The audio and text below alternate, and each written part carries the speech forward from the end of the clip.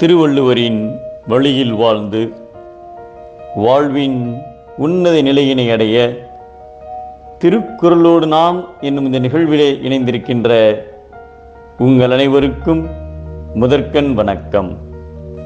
குறள் எண் 965, அதிகாரம் மானம். விஸ்வாமித்திரர் கடுந்தவம் செய்து சிறந்த தவ வலிமை பெற்றார். அதனால் மிகுந்த ஆணவமும் தற்பெருமையும் கொண்டு தேவலோகம் சென்று தன்னை பிரம்மரிஷி என்று அழைக்குமாறு வற்புறுத்தினார். வசிஷ்டர் உங்களை பிரம்மரிஷி என்று ஒப்புக்கொண்டால் அதன்பின் தாங்களும் ஏற்றுக்கொள்வதாக தேவர்கள் கூறிவிட்டனர். உடனே வசிஷ்டரிடம் சென்று தன்னை பிரம்மரிஷி என்று அழைக்குமாறு வேண்டினார். ஆனால் வசிஷ்டர் அவ்வாறு அழைக்க மறுத்துவிட்டார். இந்த அவமானத்தால் விஸ்வாமித்திரர் கடும் கோபமடைந்து வசிஷ்டரின் 100 புதல்வர்களையும் அழித்தார்.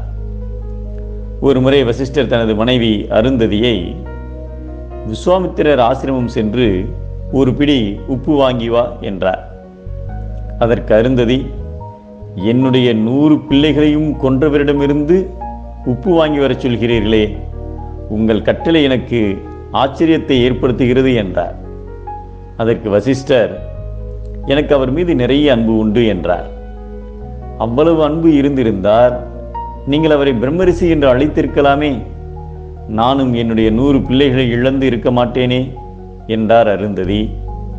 அதற்கு வசிஷ்டர், அவரிடம் எனக்கு அன்பு இருந்ததால் தான் அவரை பிரம்மரிஷி என்று அழைக்கவில்லை, அவ்வாறு செய்யாததால் தான் அவர் பிரம்மரிஷி ஆகக்கூடும் என்ற நம்பிக்கை இன்னும் எனக்கு இருக்கிறது என்றார். அந்நேரத்தில் விஸ்வாமித்திரர் மிகுந்த கோபத்துடன், இன்று வசிஷ்டர் தன்னை பிரம்மரிஷி என்று ஒப்புக்கொள்ளாவிட்டால் அவரை கொன்று விடுவது என்ற முடிவுடன் வசிஷ்டரின் ஆசிரமத்திற்கு அருகே வந்து நின்று கொண்டிருந்தார். அவர் காதுகளில் வசிஷ்டர் கூறியது அனைத்தும் விழுந்தது. ஆத்திரத்தில் அறிவிழந்து இப்படிப்பட்டவரை கொலை செய்ய துணிந்து விட்டேனே என்று வருந்தினார். உடனே உள்ளே சென்று வசிஷ்டரின் கால்களில் விழுந்து, என்னை மன்னியுங்கள், நான் மன்னிப்பு கேட்க கூட தகுதியற்றவன் என்றார்.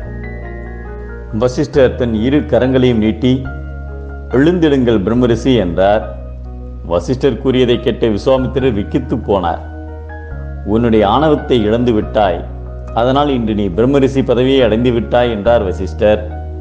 அதன் பின்னரே விஸ்வாமித்திரர் பிரம்மரிஷியாக உலகங்களாலும் ஏற்றுக்கொள்ளப்பட்டார். மலைபோல் உயர்ந்த நிலையில் உள்ளவரும் தாழ்வுக்கு காரணமான செயல்களை ஒரு குன்றிமணி அளவு செய்தாலும் தாழ்ந்து போய் விடுவர் என்பதை குன்றின் அணையாரும் குன்றுவர்.